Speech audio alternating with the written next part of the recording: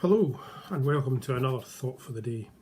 I'm Padre Mike, and recently I was reading a passage in the Gospel of John and was struck by some of the similarities between how Jesus and his disciples were finding their lives at that time and how many of us are now finding the daily reality of living in spring 2020. Jesus was constantly facing new challenges. He knew he was travelling from life as a carpenter to the sacrifice of the cross. But often knowing is not the same as experiencing. I know full well that going for a run is good for me and I should feel better afterwards. But my experiences are often totally different. And Jesus was also being tested constantly. The keepers of the law, the teachers of the law, the Pharisees, they were desperate to show that this uneducated scruff from Galilee was nothing more than a false prophet. If they could catch Jesus out, then they could ridicule him, or even better, throw him in jail. Or if they could prove blasphemy, then they could execute him and get rid of this thorn in their sides forever. So Jesus was constantly trying to pass on his teachings. All the time he was being blocked and he was being hindered in every way.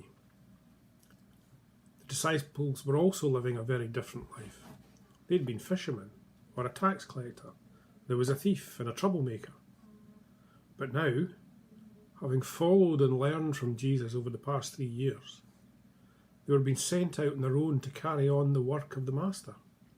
No luggage, no money, just faith in God and the power of prayer to guide them.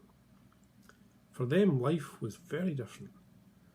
There was no such thing as a normal day.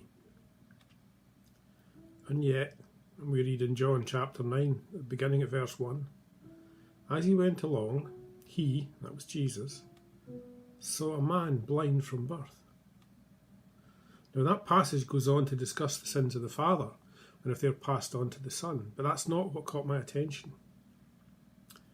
In the midst of all the change and all the confusion and all the testing and the questioning and the newness and the uncertainty and the worries that were going through their lives, Jesus still found the time and the concern to see the quiet man, to see that person that was in need just sitting waiting, hoping that someone would come along who would show them that they actually cared about them as an individual. Jesus had more than enough to divert his attention, to keep him busy, to keep him worrying about his own future and about the future of his disciples.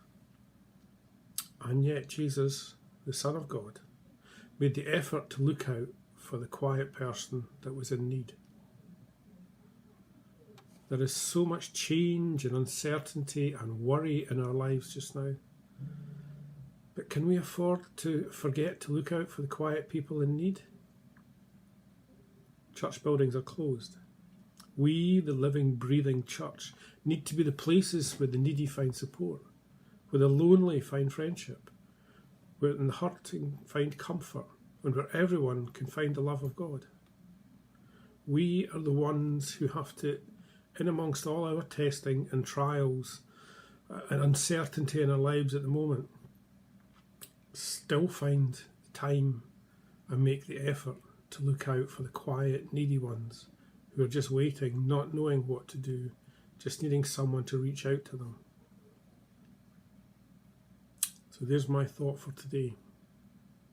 Even amongst all the uncertainty that this current pandemic brings, we still need to find the time to open our eyes, to look around us, to see who needs help, and to reach out to them and take the love of God to them. So stay well, stay safe. May God bless you and yours, and may you bless God as you reach out to those that have still to find him.